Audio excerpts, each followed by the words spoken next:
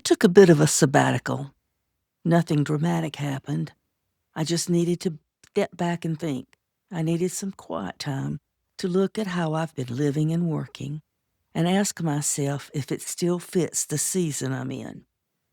I wasn't trying to plan a better year or come up with a new goal. I was trying to answer a simpler question. What really matters now? I've always been a responsible person. I value learning and I follow through. I figured out things when I had to.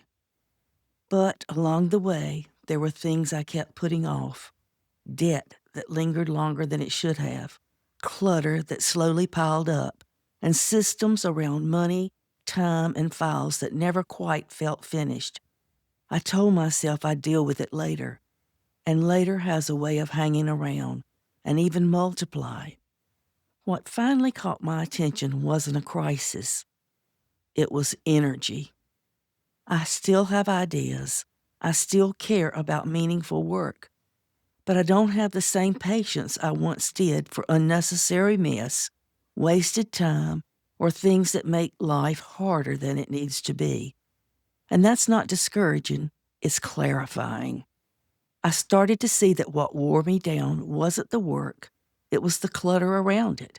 Too many loose ends, too many piles, too many things without a clear place or a clear decision.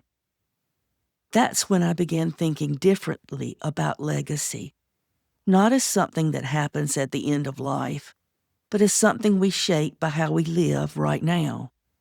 To me, legacy living is practical.